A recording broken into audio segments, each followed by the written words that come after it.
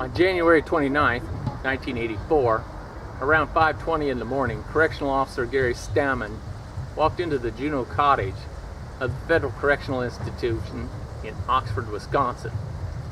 He came in response to a call for assistance from another correctional officer, Jameson Zulke, because Zulke had just handcuffed inmate Matthew D. Granger, inmate number 33617-019, who had cuts and blood all over his hands. As an aside, I knew Granger when he was at USP Marion, where I was a CO for 23 years. We had the worst of the worst, like the men who killed while they were still in prison. He told me one day that he had more bodies to stack up before he died. He was a member of good standing with the violent prison gang, the Aryan Brotherhood, the most violent gang of killers in the federal system by far. Back to my story. Officer Zulke had entered Juneau College about 5:13 in the morning to conduct an official count of the inmates there. He saw Officer Boyd Spikerman lying face down in a unit office with a pool of blood around his head. He knocked on the door but received no response from Officer Spikerman. Then Officer Zulke saw inmate Matthew Granger in the television viewing area of the unit. As Officer Zulke backed away from the unit office door and radioed for help, inmate Matthew Granger approached him with his hands in front of him saying, "I can't sleep. I heard them again. I tried to tell them I didn't mean to do it. Hurry, I can hear them again." Officer Zulke instructed Matthew Granger to lie face down on the floor with his hands behind him. He handcuffed Granger and noticed the blood and cuts on the palms of Granger's hand. At about 5:14 in the morning, Officer Zulke entered the unit officer with another correctional officer and checked Boyd Spikerman's pulse. There was none. The officers requested medical assistance and an ambulance was sent for. An RN by the name of Kathy Schupback came with the ambulance because the injuries described during the call for assistance sounded like it needed a nurse. She entered Juneau College at about 5:45 a.m. with an emergency medical technician and observed a white male lying face down in a pool of blood on the floor of the unit office. She checked the white male for any vital signs and observed none. She noticed that the pupils on the injured man, who was lying in a pool of his own blood, had become fixed. She determined that Officer Spikerman was dead. She estimated the time of death to be about 5:15 a.m. because the blood he was lying in had started to coagulate, but it was still wet. As I've said elsewhere, in prison there's no secrets. A prisoner saw the three men run from the office that night of the murder. Scott A. Fountain, prisoner number 02158-090, and Randall Dale Dolan, prisoner number 01638-041. Granger had on a jacket that was bloody. Another prisoner heard Granger talking about killing a correctional officer the day before. They all pleaded guilty, but Granger and Fountain took it back. After describing to a federal judge how they stabbed and crushed the head of the officer, they both later said they didn't do it. Granger played games with the federal court, first firing his lawyer, then asking for a new one, then asking for the same one back, and finally asking to defend himself, only to say that he had inadequate representation in his defense. Dolan, the bank robber, was not unfamiliar with using a knife on somebody. When he was still a teen, he stabbed his father with a pocket knife. He said he didn't consider it much of an injury because he only stabbed his father once. I guess he would consider stabbing an officer till he died a serious injury. He got a lesser sentence because he admitted to the killing. So long as you admit to killing a cop, they'll forgive you and let you go early. He said he was sorry, so, that makes it all better, I suppose.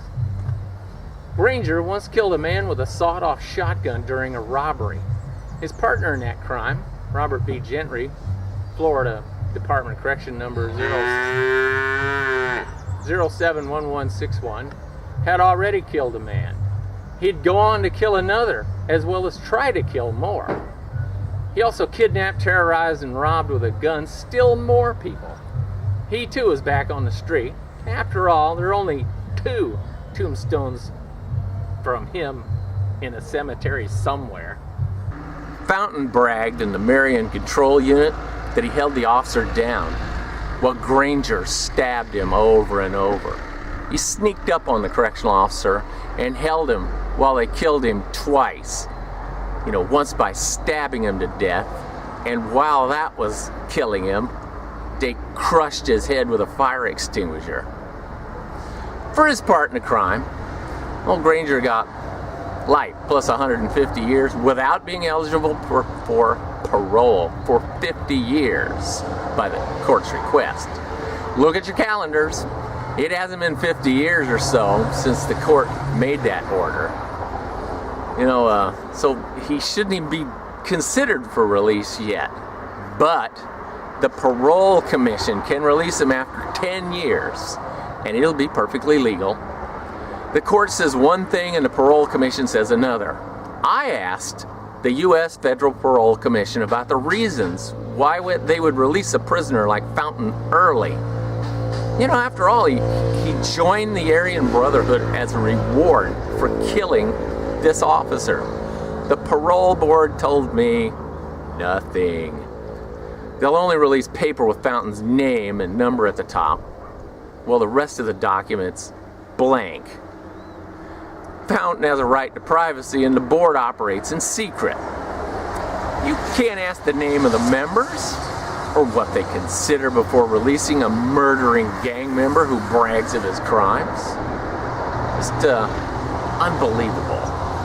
Right now, one of these killers is out, and another is getting ready to be released. If you ask the BOP about pending releases, nobody knows anything. The system is so complicated and compartmentalized, it's impossible to get a straight answer. It's all secret. It violates a prisoner's rights to tell us what his punishment will finally be for this brutal murder. If a killer does 10 years, he can be set free. Why'd the killing take place? What could have happened that was so bad that it made these prisoners feel they had to kill? The answer is nothing. It was a thrill kill. To murder just for the fun of killing another human being. Perhaps it was become a full member in the prison gang. The bank robber and killer Dolan is back on the streets. The parole board must have felt, spending any more time in prison was not justified for killing a correctional officer.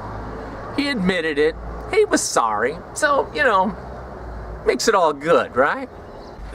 I may have said this before, but I'll say it again just to be clear. In the federal system, if you give a prisoner a sentence of life, it doesn't mean he'll die in prison. Even a sentence of death does not mean he'll die in prison. It means the government will wait 30 years after the victims are forgotten and the killer's crimes have faded from the news. Then they'll be set free. This is exactly what's going on with Granger right now. He's been transferred to a pre-release unit. I asked if he'd been in trouble since he'd been, in prison, and I can't get an answer. It's a secret if he's been a problem inmate or been a model prisoner. If you think the government is transparent about anything, you're kidding yourself. They're lying to you. They're out of control and they're unaccountable to the public. I've added a part of the news broadcast that the local news did on this killer being set free. Their friends and family have not forgotten about Officer Spikeman, even if the rest of the world doesn't care. I'll leave you with a quote from John Donne. If a cloud be washed away by the sea, Europe is the less, as well as if a promontory were, as well as if a manner of thy friends or thine own were. Any man's death diminishes thee, because I'm involved in mankind, and therefore never send to know for whom the bell tolls. It tolls for thee. In other words, friends, first they killed me, then he gets set free, and then he kills you. If you kill a cop on the street, a correctional officer in prison, another inmate in prison, you deserve nothing less than the death penalty. Not 20 years of appeals and then being set free. concern tonight. A man convicted 34 years ago of killing a Wisconsin prison guard could go free. The guard's friends are now doing whatever they can to make sure that does not happen. Rose Schmidt is here to explain this complicated case. Rose? Well, Eric and Charlotte, while this did happen more than 3 decades ago, it doesn't seem like that long to those who knew Officer Boyd Spikerman. They say he spent his short life fighting for justice, so now they're going to fight for him. Boyd Spikerman. He was... Or Spike, as he was known to his friends and fraternity brothers, like Dave Jewell. He made it his mission to make people laugh. Loved repeating things from Saturday Night Live and Steve Martin, and he was always fun. Spike and Dave met back at UW-Platteville in the early 70s, where Spike studied criminal justice. Worked his way through school bartending down at Platteville, so... After graduating, he became Officer Spikerman, working as a prison guard. The flags outside the Federal Correctional Institute at Oxford were flying at half-mast today, when he was killed on duty in January 1984. A tribute to the 32-year-old prison guard killed overnight. This man, Matthew Granger, hit Officer Spikerman with a fire extinguisher and stabbed him to death. Somebody that wanted to get into the Aryan Brotherhood, had a couple of guys watching, and he snuck up behind him and killed him. But News 3 has learned Granger has been moved around the prison system, originally committing first-degree murder in Florida, then ending up in the federal facility in Oxford. He was moved to a maximum security prison in Illinois after killing Officer Spikerman, and then finally where he is currently, at a state prison in Washington. People need to understand that these people are in the system. They're in there for a reason. But Dave and his friends are worried that Granger could walk free. It's a problem. Granger is currently under the responsibility of an office that transitions inmates back into society. The guards, that's really their only protection, is what would happen to a person that harms them. That's one of the reasons Spike's friends have written letters to both state and federal officials, trying to make sure his killer stays in jail. Hoping to shine light on this one anyway, and hopefully that will help others to make sure justice is served. After calls to multiple state and federal agencies, no one can tell me why Granger was moved around between multiple prisons or whether he is up for parole. But in the meantime, Officer Spikerman's friends are trying to keep his memory alive. They've set up a scholarship fund at UW-Platteville that's in his name. It's given to a student with a degree in criminal justice every year. A story we will keep an eye on. Rose Schmidt in studio with us. Rose, thank you.